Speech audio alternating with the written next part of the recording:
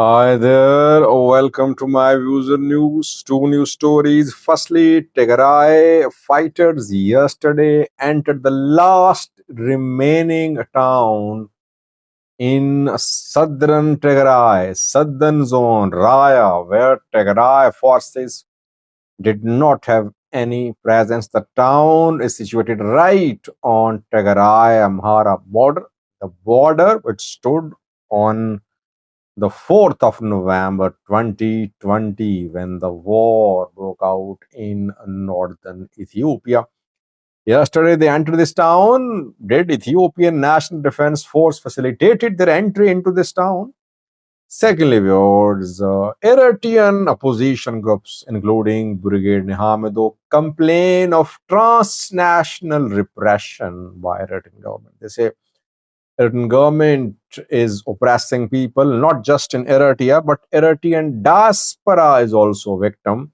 Long arm of Eritrean government reaches the diaspora community, creates divisions, conducts surveillance, blackmail diaspora community members. In some cases, harassment and attacks also happen. Abdislam Babikar is UN Special Rapporteur on Eritrea, appointed by UN Human Rights Council.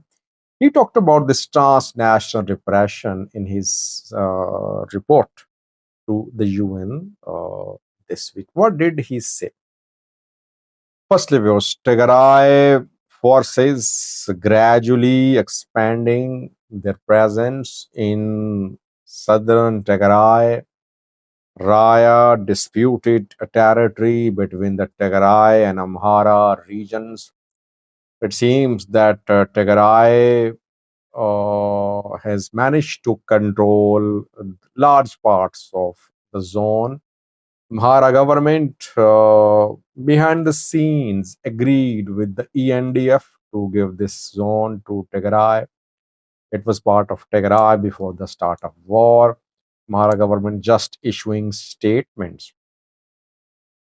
One last remaining town where there was no presence of Tigray militia members is Waja. Otherwise, in all other main town cities of the southern zone, Tigray fighters have managed to enter. I did a video a few weeks ago. I told you about their entry into Timoga. I said that Waja was remaining. It wasn't under Tigray control. They're in Alamata, they're in Korum, there are other parts of southern zone too, but they were not, they did not have any presence in Waja. Yesterday, reportedly, they managed to enter Waja. Confirmation from the ground. We saw a protest by the people of Waja and Timoga a few days ago. They knew that sooner or later Tigray fighters would come and take over the areas. They held demonstrations against Tigray fighters. Yesterday's entry of Tigray fighters into Waja was facilitated by Ethiopian National Defense Force and federal police units reported. So TDF did not enter Waja alone. Rather, Tigray fighters and federal forces, they jointly entered Waja. Federal forces, it means they're helping Tigray fighters in restoring the administration, Tigray administration in the area. So confirmation from the ground, now Tigray fighters will try to control Waja, but they are there. And I told you about their movement to capture high places on Tigray-Amhara border a few weeks ago. Reportedly, they crossed Waja and they were seen in Vakka Kabale. Vakka is in Kobo. So it means they want to set up defense lines somewhere on Kobo Waja border.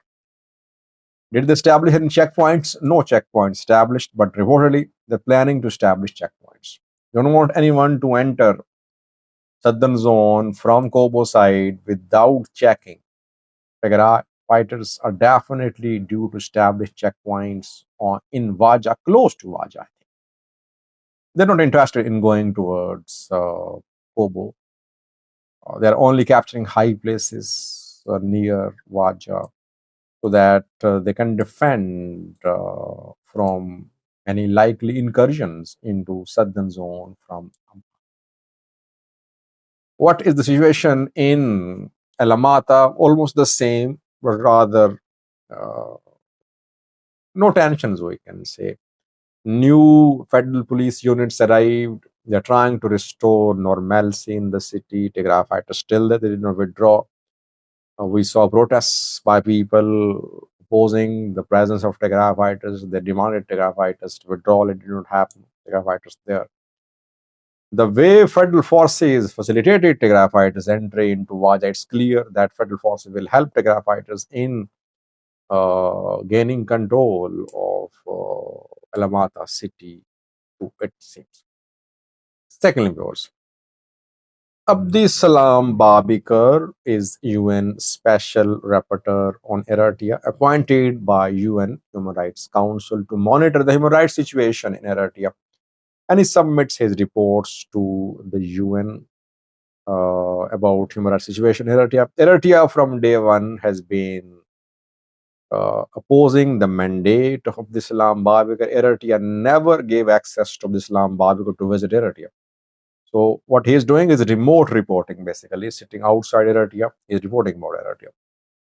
And he has submitted a report. One point of this report I want to share with you, and that is about transnational repression. This term is used by Eritrean opposition groups. They say that Eritrean government is committing atrocities and human rights abuses against Eritreans, not just in Eritrea, but abroad as well.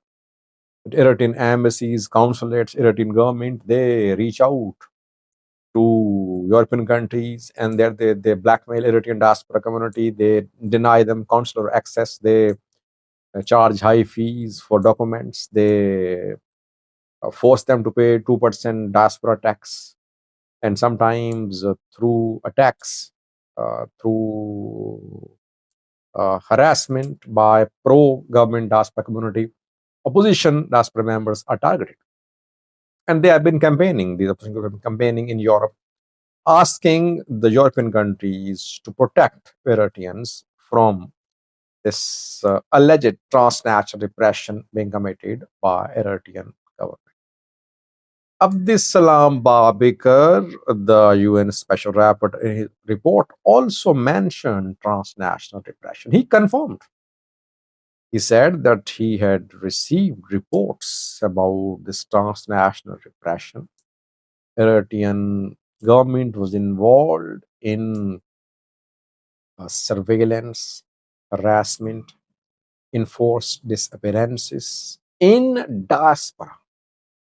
It means that either Eritrean intelligence agency agents are operating in Europe, North America, etc., or the pro-Eritrean government diaspora community members, some are working to protect the interests of Eritrean government. This is a serious allegation, by the way, by Abdisalam Babikar. And this is a rather new allegation. Why? Because Eritrean opposition groups are gradually organizing themselves now. They are stopping festivals, pro-Eritrean government programs. They say these programs are used to blackmail and divide diaspora community.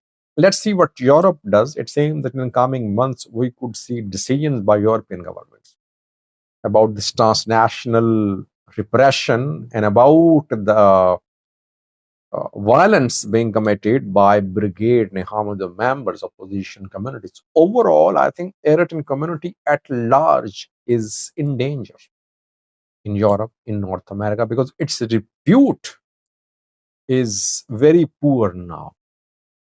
Countries, governments are viewing the Eritrean diaspora community as violent.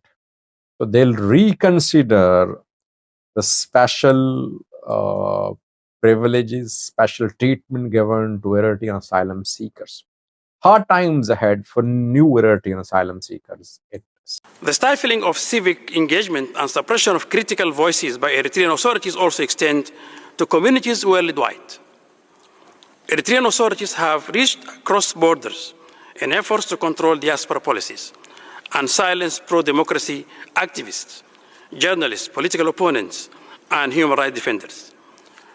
Over the years, my mandate has identified evolving patterns of transnational repression, including through methods such as kidnappings, unenforced disappearances, surveillance, violence, threats, harassments, smear campaigns, social isolation, and refusal of consular services.